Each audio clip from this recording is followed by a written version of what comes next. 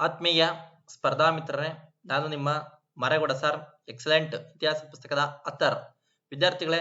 ಇಂದಿನ ಈ ಒಂದು ತರಗತಿಯಲ್ಲಿ ಭೂಗೋಳಶಾಸ್ತ್ರದ ಪ್ರಶ್ನೆ ಮತ್ತು ಉತ್ತರಗಳೊಂದಿಗೆ ಬಂದಿದ್ದ ವಿದ್ಯಾರ್ಥಿಗಳ ಹೀಗಾಗಿ ಪ್ರಥಮ ಪ್ರಶ್ನೆ: ಪ್ರಪಂಚದ ಅತಿದೊಡ್ಡ ಮರುಭೂಮಿ ಯಾವುದು? ಸರಿಯಾದ ಉತ್ತರ ಸಹಾರಾ ಮರುಭೂಮಿ. ಸಹಾರಾ ಮರುಭೂಮಿ. ಎರಡನೇ ಪ್ರಶ್ನೆ: ಆಫ್ರಿಕಾದ ಅತಿದೊಡ್ಡ ಪರ್ವತ ಯಾವುದು? ಸರಿಯಾದ ಉತ್ತರ ಕಿಲಿಮಾಂಜಾರೋ. ಕಿಲಿಮಾಂಜಾರೋ. ಮೂರನೇ ಪ್ರಶ್ನೆ: ಆಫ್ರಿಕಾದ ಅತಿದೊಡ್ಡ ದೇಶ ಯಾವುದು? ಸರಿಯಾದ ಉತ್ತರ ಅಲ್ಜೀರಿಯಾ. ಅಲ್ಜೀರಿಯಾ ಆಗಿರುವಂತದ್ದು.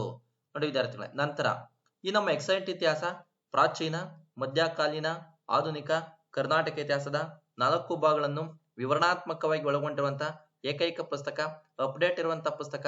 ರಾಜ್ಯದ ಎಲ್ಲ ಆನ್ಲೈನ್ ಕೇಂದ್ರಗಳಲ್ಲಿ ಮತ್ತು ರಾಜ್ಯದ ಪ್ರಮುಖ ಪುಸ್ತಕ ಮಳಿಗೆಗಳಲ್ಲಿ ದೊರೆಯುತ್ತದೆ. ಹೀಗಾಗಿ ಕೊಂಡು ನೀವು ಅಧ್ಯಯನ ಮಾಡಿ ಉತ್ತಮ ಫಲಿತಾಂಶ ನಿಮ್ಮದಾಗಲಿ ವಿದ್ಯಾರ್ಥಿಗಳೇ. ನಂತರ 4ನೇ ಪ್ರಶ್ನೆ: ಉತ್ತರ ಅಮೆರಿಕಾದ ಒಟ್ಟು ದೇಶಗಳ ಸಂಖ್ಯೆ ಎಷ್ಟು? ಸರಿಯಾದ ಉತ್ತರ 23.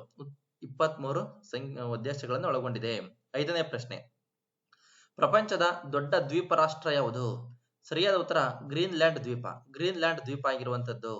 6ನೇ ಪ್ರಶ್ನೆ: ಎಸ್ಕಿಮೋ ಜನಾಂಗದವರು ಎಲ್ಲಿ ಕಂಡುಬರುತ್ತಾರೆ? ಸರಿಯಾದ ಉತ್ತರ ಕೆನಡಾದಲ್ಲಿ. ಕೆನಡಾದಲ್ಲಿ ಕಂಡುಬರುತ್ತಾರೆ.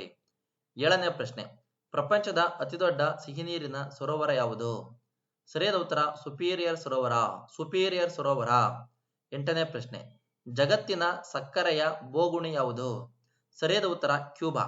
ನೋಡಿ, ಜಗತ್ತಿನ ಸಕ್ಕರೆಯ ಬೋಗುಣಿ ಯಾವುದು? ಕ್ಯೂಬಾ. 9ನೇ ಪ್ರಶ್ನೆ: ಉತ್ತರ ಅಮೆರಿಕಾದ ಅತಿದೊಡ್ಡ ಶಿಖರ ಯಾವುದು? ಸರಿಯಾದ ಉತ್ತರ ಮೆಕೆನ್ಲಿ. ಮೆಕೆನ್ಲಿ. ನೋಡಿ, ತದನಂತರ 10ನೇ ಪ್ರಶ್ನೆ: ದಕ್ಷಿಣ ಅಮೆರಿಕಾದಲ್ಲಿ ಕಂಡುಬರುವ ದೇಶಗಳು ಎಷ್ಟು? ಸರಿಯಾದ ಉತ್ತರ 12. 12 ದೇಶಗಳು. 11ನೇ ಪ್ರಶ್ನೆ: ಭೂಮಿಯ ಮೇಲಿನ ಅತ್ಯಂತ ಶುಷ್ಕವಾದ ಸ್ಥಳ ಯಾವುದು? ಸರಿಯಾದ ಉತ್ತರ ಅಟಕಾಮ ಮರುಭೂಮಿ. ಅಟಕಾಮ ಮರುಭೂಮಿ ಆಗಿರುವುದು. 12ನೇ ಪ್ರಶ್ನೆ: ದಕ್ಷಿಣ ಅಮೆರಿಕಾದ ಎತ್ತರವಾದ ಶಿಖರ ಯಾವುದು? ಸರಿಯಾದ ಉತ್ತರ ಮೌಂಟ್ ಅಕಾಂಕಾಗ್ವಾ. ಮೌಂಟ್ ಅಕಾಂಕಾಗ್ವಾ ಆಗಿರುವಂತದ್ದು. 13ನೇ ಪ್ರಶ್ನೆ: ದಕ್ಷಿಣ ಅಮೆರಿಕಾದ ಅತಿ ಎತ್ತರವಾದ ಸಕ್ರಿಯ ಜ್ವಾಲಾಮುಖಿ ಯಾವುದು? ಸರಿಯಾದ ಉತ್ತರ ಕಟೋಪಾಕ್ಷಿ. ಕಟೋಪಾಕ್ಷಿ. 14ನೇ ಪ್ರಶ್ನೆ: ದಕ್ಷಿಣ ಅಮೆರಿಕ ಮತ್ತು ಉತ್ತರ ಅಮೆರಿಕಾಗಳನ್ನು ಸೇರಿಸುವ ಕಾಲುವೆ ಯಾವುದು? ಸರಿಯಾದ ಉತ್ತರ ಪನಾಮ ಕಾಲುವೆ. ಪನಾಮ ಕಾಲುವೆ. 15ನೇ ಪ್ರಶ್ನೆ: ದಕ್ಷಿಣ ಅಮೆರಿಕಾದ ಮತ್ತು ವಿಶ್ವದ ಅತಿ ಎತ್ತರದ ಜಲಪಾತ ಯಾವುದು? ಸರಿಯಾದ ಉತ್ತರ ಏಂಜಲ್ ಜಲಪಾತ. ಏಂಜಲ್ ಜಲಪಾತ ಆಗಿರುವಂತದ್ದು. ನಂತರ 16ನೇ ಪ್ರಶ್ನೆ: ಲಂಡನ್ ಯಾವ ನದಿ ದಂಡೆಯ ಮೇಲಿದೆ? ಸರಿಯಾದ ಉತ್ತರ ಥೇಮ್ಸ್ ನದಿ ದಂಡೆ. ಥೇಮ್ಸ್ ನದಿ ದಂಡೆಯ ಮೇಲಿದೆ. 17ನೇ ಪ್ರಶ್ನೆ: ಸರೋವರಗಳ ನಾಡು ಎಂದು ಯಾವುದನ್ನು ಕರೆಯುವರು? ಸರಿಯಾದ ಉತ್ತರ ಫಿನ್ಲ್ಯಾಂಡ್. ಫಿನ್ಲ್ಯಾಂಡ್ ಅನ್ನು ಕರೆಯುವರು.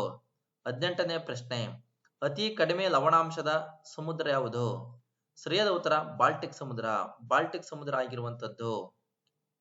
ನಂತರ 19ನೇ ಪ್ರಶ್ನೆ: ನೋಕಿಯಾ ನದಿ ಇರುವ ದೇಶ ಯಾವುದು? ಸರಿಯಾದ ಉತ್ತರ ಫಿನ್ಲ್ಯಾಂಡ್. ಫಿನ್ಲ್ಯಾಂಡ್. 20ನೇ ಪ್ರಶ್ನೆ: ಯುರೋಪಿನ ಉದ್ದವಾದ ನದಿ ಯಾವುದು? ಸರಿಯಾದ ಉತ್ತರ ವೋಲ್ಗಾ ನದಿ. ವೋಲ್ಗಾ ನದಿ ಆಗಿರುವಂತದ್ದು. ನೋಡಿ ವಿದ್ಯಾರ್ಥಿಗಳು, ಹೀಗೆ ಕೇಳಿ ಶೇರ್ ಮಾಡಿ, ಲೈಕ್ ಮಾಡಿ, ಮತ್ತೆ ಈ ನಮ್ಮ ಎಕ್ಸಲೆಂಟ್ ಇತಿಹಾಸ ಪುಸ್ತಕವನ್ನು ಅಧ್ಯಯನ ಮಾಡಿ. ಉತ್ತಮವಾದಂತಹ ಅಪ್ಡೇಟ್ ಇದೆ ವಿದ್ಯಾರ್ಥಿಗಳೇ, ಉತ್ತಮವಾದಂತಹ ವಿಚಾರ ಇದೆ. ಹಾಗಾಗಿ ನಿಮ್ಗೆ ಒಳ್ಳೇದಾಗಲಿ ಅಂತ ಹೇಳ್ತಾ ತರಗತಿಯನ್ನು ಮುಕ್ತಾಯ ಮಾಡ್ತೀನಿ. Thank you.